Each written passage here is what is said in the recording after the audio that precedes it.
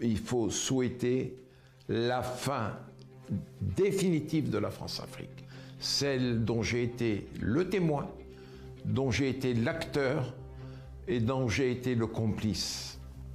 Ça fait beaucoup de choses négatives. Je suis Robert Bourgi, 79 ans, acteur et témoin de la France-Afrique, et je suis heureux d'être sur votre plateau.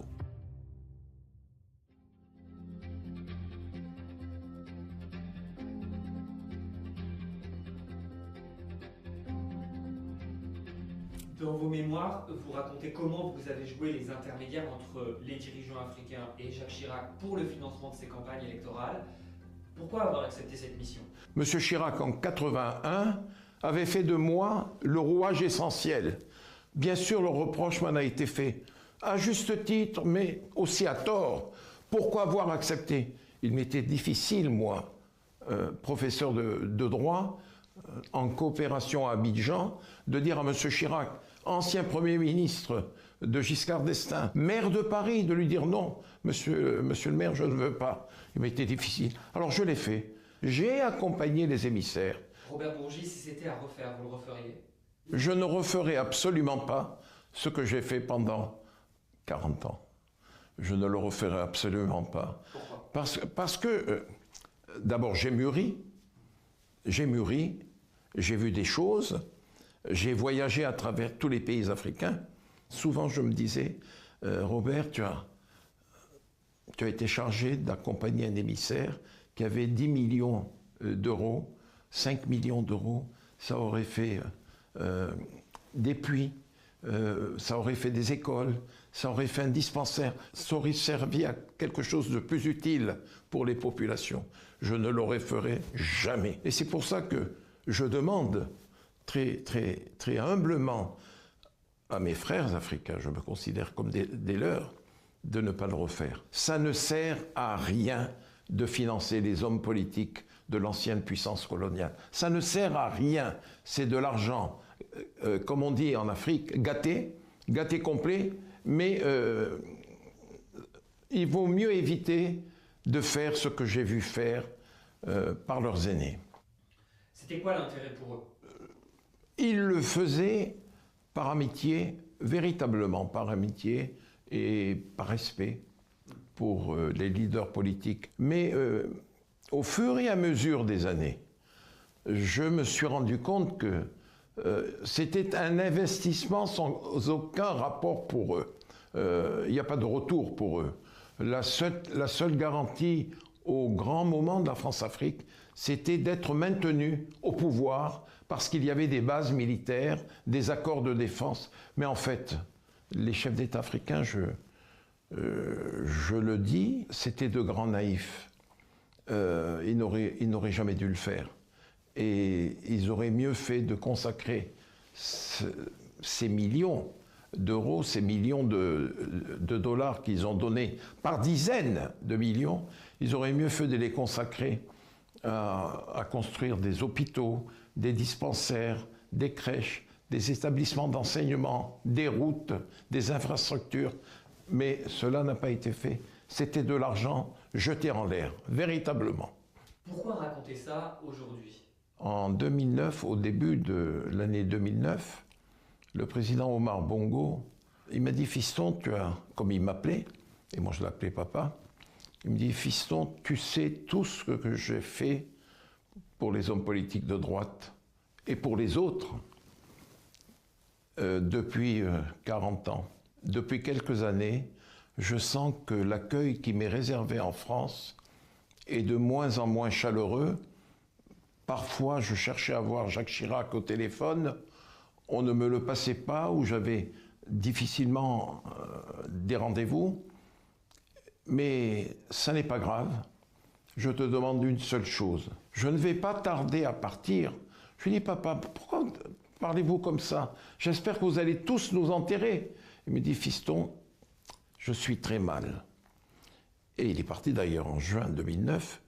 Et il m'a dit, je voudrais qu'un jour tu sois ma mémoire et que tu puisses tout révéler de ce que j'ai fait. Et c'est ce que j'ai fait. Mais seulement lorsqu'en 2011, dans le JDD, j'ai fait de grosses révélations, la planète médiatique m'était tombée dessus et les chefs d'État africains que j'avais servis depuis des décennies m'ont tourné le dos. Ils se sont dit, mais qu'est-ce qui lui prend, Robert, notre frère, notre ami, notre confident, notre conseiller, qu'est-ce qui lui a pris de raconter tout cela, de déballer? Seulement, ils n'ont appris que, en même temps que vous tous, pourquoi j'avais fait ces mémoires. C'est la promesse que j'avais faite au président Bongo, mourant. Vous racontez aussi dans le livre le dernier contact que vous avez eu avec Laurent Gbagbo.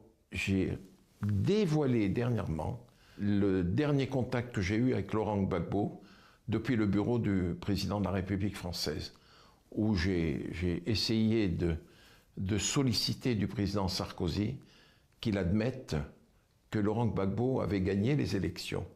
Pour vous, il avait gagné?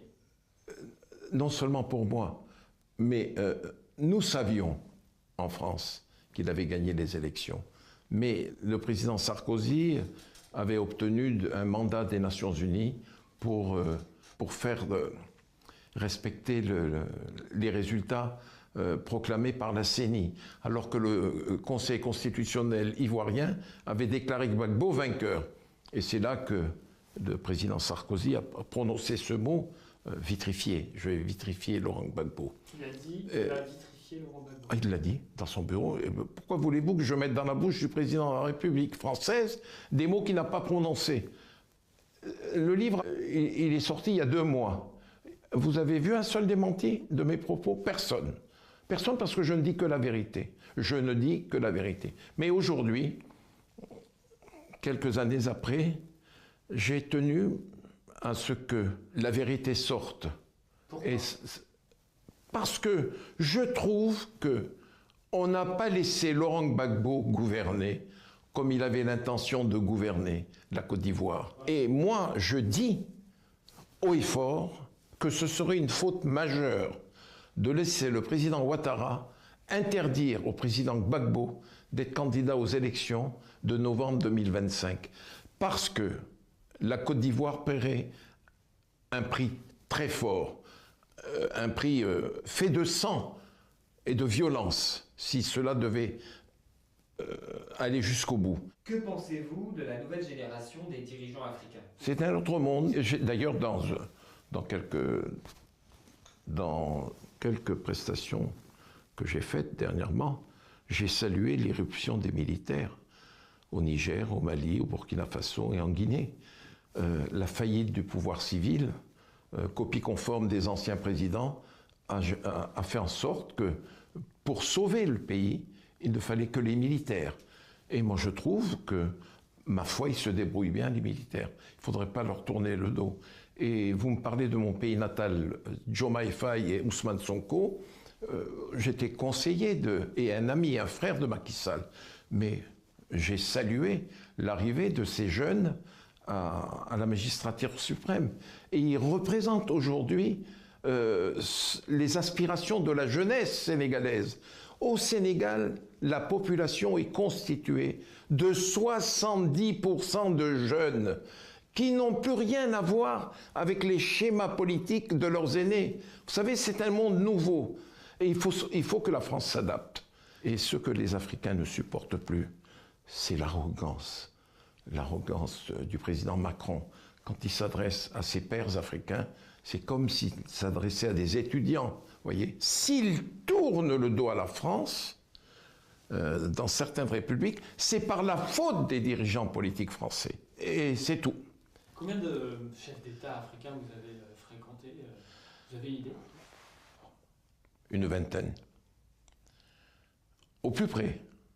Une vingtaine de chefs d'État? Ah oui, au plus près. Il m'est arrivé de rentrer dans la chambre du président Mobutu, du maréchal Mobutu au Zaïre, à Gbadolité, comme il m'est arrivé de m'asseoir à sa demande dans le fauteuil qui était le sien dans l'avion présidentiel. Ce que on ne s'assoit pas dans le fauteuil du chef. Ça m'est arrivé à Dakar, ça m'est arrivé au Zaïre, ça m'est arrivé bien entendu au Gabon, ça m'est arrivé en Mauritanie.